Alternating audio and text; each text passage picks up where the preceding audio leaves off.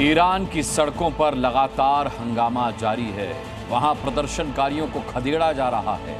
आजादी की मांग करने वाले प्रदर्शनकारियों के सिर में सीधे गोली मारी जा रही है। उन्हें फांसी पर चढ़ाया जा रहा है। और इस बीच ट्रंप ने ईरान पर हमले की खुली चेतावनी दी थी। देखिए रिपोर्ट।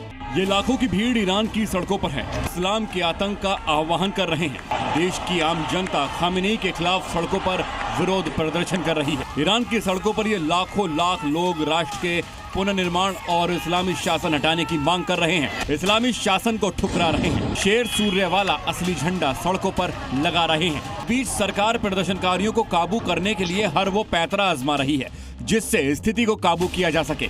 ईरान में पहली बार किसी प्रदर्शनकारी को फांसी देने की तैयारी हो रही है।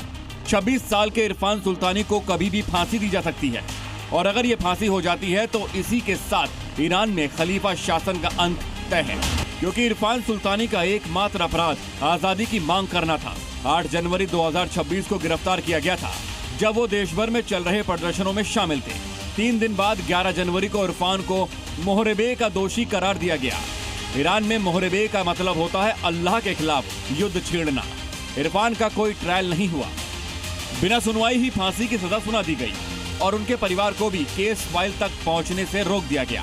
ईरान के लोकतंत्र समर्थक संगठन NUFD ने अंतर्राष्ट्रीय हस्तक्षेप की अपील की है, क्योंकि खामेनेई की फौज कहीं अपने खिलाफ हुई आवाम के सिर में गोली मार रही है तो कहीं बिना ट्रायल फांसी की सजा सुना रही है।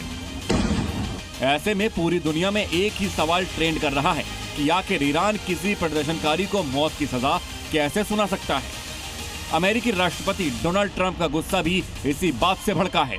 ईरान में बढ़ते कोहराम पर ट्रंप बेहद गंभीर हैं और उनकी गंभीरता को इसी बात से समझा जा सकता है कि उन्होंने अपनी कोर टीम के साथ इमरजेंसी मीटिंग की। इसीलिए ये कहा जा रहा है कि ट्रंप ने ईरान पर वॉर रूम मीटिंग की है। ईरान पर अमेरिका कभी भी हमला कर सकता है। हालांकि ईरान पर ट्रंप के हमले की धमकी को सुप्रीम लीडर अयातुल्ला खामेनेई ने गीदड़ भभकी करार दिया है और इसी के साथ उन्होंने अपनी सेना और मोरल पुलिस को प्रदर्शनकारियों से हर कीमत पर निपटने की छूट दे दी है।